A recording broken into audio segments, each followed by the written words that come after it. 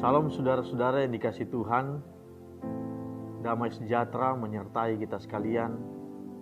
Saudara-saudara di mana saja saudara berada, saya berdoa saudara selalu dalam keadaan sehat, selalu diberkati Tuhan.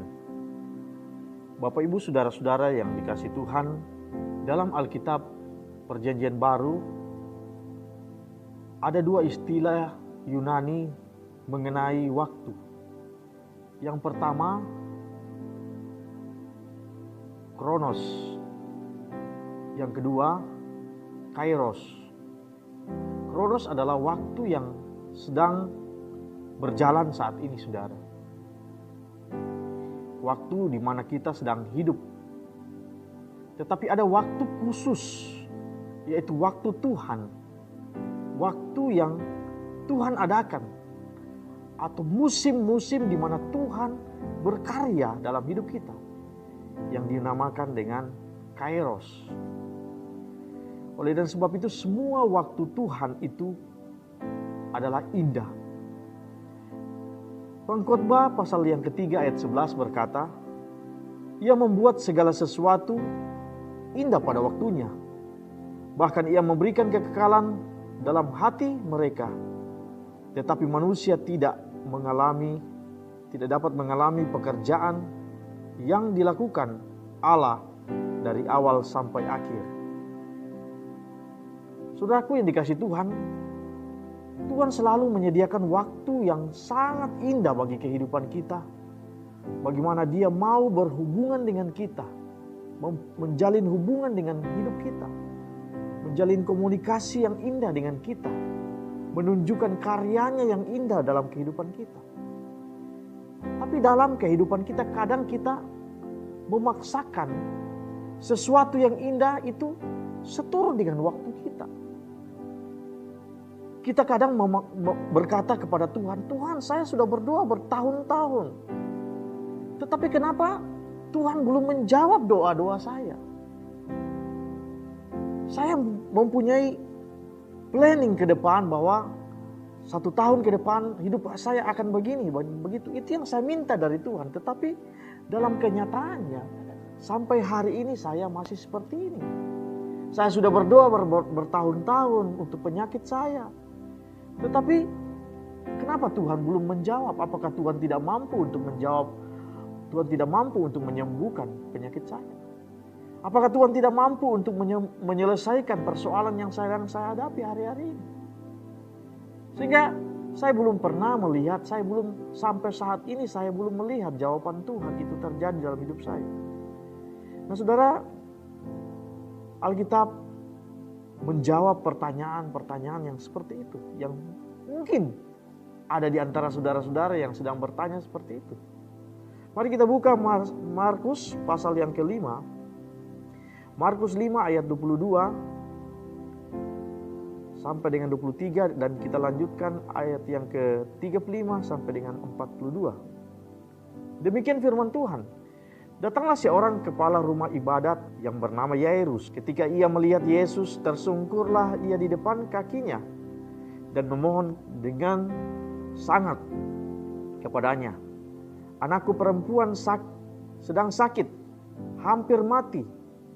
Datanglah kiranya dan letakkanlah tanganmu atasnya, supaya ia selamat dan tetap hidup. Lalu pergilah Yesus dengan orang itu. Orang banyak berbondong-bondong mengikuti dia dan berdesak-desakan di dekatnya. Ayat yang ke-35, ketika Yesus masih berbicara, datanglah orang dari keluarga kepala rumah ibadat itu dan berkata, anakmu sudah mati. Apa perlunya lagi engkau menyusahkan guru? Tetapi Yesus tidak menghiraukan perkataan mereka dan berkata kepada kepala rumah ibadat, jangan takut, percaya saja. Lalu Yesus tidak memperbolehkan seorang pun ikut serta kecuali Petrus, Yakobus, dan Yohanes, saudara Yakobus. Mereka tiba di rumah kepala rumah ibadat dan di sana dilihatnya orang-orang ribut, menangis dan meratap dengan suara nyaring. Sesudah ia masuk, ia berkata kepada orang-orang itu, "Mengapa kamu ribut dan menangis? Anak ini tidak mati, tetapi tidur." Tetapi mereka menertawakan dia, lalu diusirnya semua orang itu. Lalu dibawanya ayah dan ibu anak itu dan mereka yang bersama-sama dengan dia. Masuk ke dalam kamar itu. Lalu dipegangnya tangan anak itu. Katanya, "Talita kum," yang berarti, "Hai anak, aku berkata kepadamu, bangunlah." Seketika itu juga anak itu bangkit, berdiri dan berjalan, sebab umurnya sudah 12 tahun. Semua orang yang hadir sangat takjub. Ketika kita baca firman Tuhan ini, saudara-saudara, pada waktu itu Yesus baru saja mengusir setan di daerah Gerasa. Setelah itu Yesus kembali menyeberangi danau Galilea. Kemudian waktu dia mendarat di daerah Kapernaum, saudara,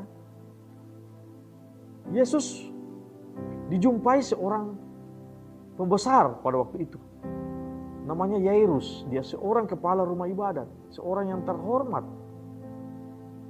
Dan dia berkata kepada Yesus, "Tuhan, datanglah kepada anak saya. Karena anak saya saat ini sedang sakit dan hampir mati." Dan Yesus mengiyakan kata-kata itu dan Yesus berangkat untuk pergi ke rumah Yairus untuk menyembuhkan anak Yairus yang hampir mati. Tetapi di tengah perjalanan, saudara-saudara, mereka dihambat oleh seorang perempuan yang 12 tahun sakit pendarahan. Dan di situ ada mujizat terjadi. Nah, pada ayat yang berikutnya, saudara-saudara yang dikasih Tuhan, yaitu pada ayat yang ke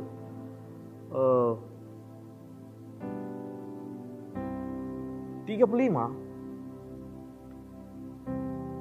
seorang dari pembantu atau orang-orang yang dari rumah Yairus datang menjumpai Yairus. Dikatakan, "Anakmu sudah mati. Apa perlunya lagi engkau menyusahkan guru?" Nah, saudaraku yang dikasih Tuhan, yang jadi persoalan di sini kadang hal yang sama yang dialami oleh Yairus sama juga pernah kita alami hari-hari ini. Kadang kita berdoa kepada Tuhan dan ternyata ada sebuah penundaan terjadi. Sampai hari ini saya berdoa, "Tuhan, kenapa sakit belum sembuh? Kenapa ekonomi belum meningkat-meningkat? Kenapa usaha saya masih begini-begini?" Ada banyak orang-orang yang karena menunggu, mereka mulai tawar hati dan mulai berpikir untuk meninggalkan Tuhan. Yesus pernah berjanji, "Suatu hari nanti aku akan datang kembali dan akan menjemput gereja Tuhan." Nah, tapi sampai hari ini sudah 2000 tahun sesudah Yesus mengatakan hal seperti itu, Yesus belum kunjung datang juga. Ada banyak orang-orang yang menunggu dan menunggu, tapi Yesus belum datang. Dan ada banyak juga orang yang tawar hati dan mulai tidak percaya dan mulai meninggalkan Yesus. Nah, saudara-saudara yang dikasih Tuhan, hal yang sama dialami oleh Yairus. Yairus sudah berkata, "Tuhan datang ke rumah saya, ada anak saya yang sedang sakit. Dan dia hampir mati." Seharusnya Yesus menerima pesan itu, Yesus datang dengan cepat-cepat. Dan kemudian Yesus menyembuhkan itu supaya jangan sampai Yesus terlambat. Sehingga anaknya tidak mati dan Yesus datang tepat waktu dan Yesus menyembuhkan anak itu yang hampir mati. Tetapi ayat yang ke-35, sepertinya Yesus terlambat. Yesus datang sepertinya sudah tidak ada harapan lagi. Anaknya sudah mati. Untuk apa Yesus tiba di rumah kepala rumah ibadat itu lagi?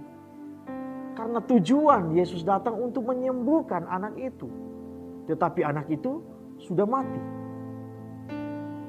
Nah, apa yang kita pelajari dari hal ini, saudara-saudara dikasih Tuhan? Apa yang kita pernah doakan di hadapan Tuhan dan hari-hari ini belum terjadi dalam hidup kita?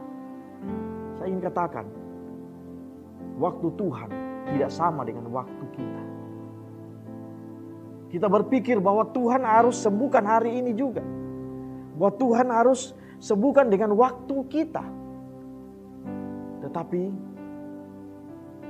Tuhan punya waktu yang khusus, yang terbaik, yang akan Dia lakukan bagi hidup kita. Tidak ada kata waktu yang terlambat bagi Tuhan. Ketika Yesus datang, Yesus menjumpai anak Yairus sudah mati. Tetapi apa yang terjadi, saudara? Ketika Yesus datang, Yesus lakukan sesuatu yang tidak pernah mereka pikirkan, tidak pernah mereka bayangkan. Dan Tuhan lakukan itu. Anak itu sembuh. Nah, saudara-saudara yang dikasih Tuhan, anak itu bukan saja dia sembuh dari sakitnya, tetapi dikatakan di situ anak itu bangkit, anak itu hidup, dan semua orang takjub melihat hal itu. Saudara-saudara yang dikasih Tuhan, apa penyakit yang sampai hari ini engkau doakan dan belum kunjung sembuh? Tuhan akan datang pada waktunya dan akan sembuhkan engkau, dan engkau akan terkagum-kagum melihat apa yang Tuhan lakukan dalam hidupmu. Mungkin hari ini engkau sedang berdoa untuk usahamu, tapi hari ini engkau melihat usahamu masih seperti ini saja. Belum ada jawaban, belum ada tanda-tanda perubahan. Tetapi kalau engkau mau pakai waktu Tuhan, kairos Tuhan itu, Tuhan akan datang dan Tuhan akan pulihkan usahamu. Tuhan akan bangkitkan kembali usahamu dengan mujizat, sehingga engkau akan terkagum-kagum melihat kuasa Tuhan itu. Gunakan waktu Tuhan. Mari kita berjalan dengan waktu Tuhan. Jangan pakai waktu kita. Waktu kita akan membuat kita akan menyesal. Waktu yang kita gunakan hari-hari ini akan membuat kita akan tawar hati, kecewa. Tetapi mari biarkan Tuhan yang lakukan dengan waktunya dalam hidup kita. Yang perlu kita lakukan hari-hari ini adalah biarkan Tuhan lakukan apa yang Dia mau bagi hidup kita. Engkau yang sakit, biarkan Tuhan lakukan apa yang Tuhan mau bagi hidupmu. Karena Tuhan mau buat engkau hebat, engkau luar biasa. Engkau sembuh dari sakitmu, engkau dipulihkan usahamu, engkau dipulihkan keluargamu, engkau dipulihkan segala-gala apa yang kau perlukan dalam hidupmu. Apa yang kau doakan tidak akan pernah sia-sia. Tuhan datang tepat pada waktunya. Nah, saudaraku yang dikasih Tuhan, Tuhan punya waktu yang baik bagi hidup kita. Mari kita memakai waktu Tuhan, karena waktu Tuhan indah, tepat pada waktunya. Mari kita berdoa, saudara. Saya tahu saudara-saudara yang dikasih Tuhan, di balik layar kaca ini ada seorang bapa yang sudah berdoa bertahun-tahun untuk sakit penyakitnya. Aku akan berdoa untuk engkau. Ada seorang bapa yang memikirkan usahanya hari-hari ini, memikirkan keluarganya hari-hari ini. Kalau engkau itu, aku akan berdoa untukmu.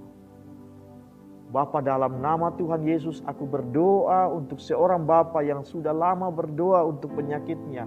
Saat ini Tuhan Yesus, aku berdoa di dalam nama Tuhan Yesus.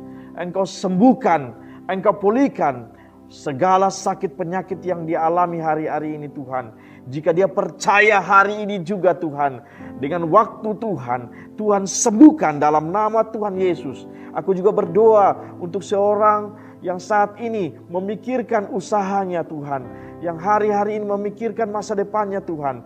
Hamba doa di dalam nama Tuhan Yesus, Engkau nyatakan kuasa-Mu, pemulihan-Mu dalam kehidupannya Tuhan Yesus. Ekonominya mulai dibangkitkan kembali, ekonominya mulai berjalan kembali di dalam nama Tuhan Yesus. Dalam nama Tuhan Yesus, Terima kasih Bapa. Hamba juga berdoa bagi jemaat-Mu Tuhan, yang hari-hari ini mengalami masa-masa sukar, yang hari-hari ini mengalami masa-masa sulit.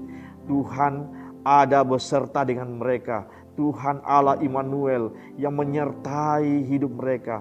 Tuhan tidak akan pernah meninggalkan mereka. Mungkin kadang-kadang Tuhan datang seperti terlambat, tapi tidak ada kata terlambat dalam Tuhan. Tuhan punya waktu kairos yang indah pada waktunya. Oleh sebab itu Tuhan Yesus ajar kami untuk bisa hidup di dalam waktu Tuhan, hidup dalam rencana Tuhan, hidup dalam kuasa Tuhan. Terima kasih Bapa, kami berdoa mengucap syukur. Haleluya.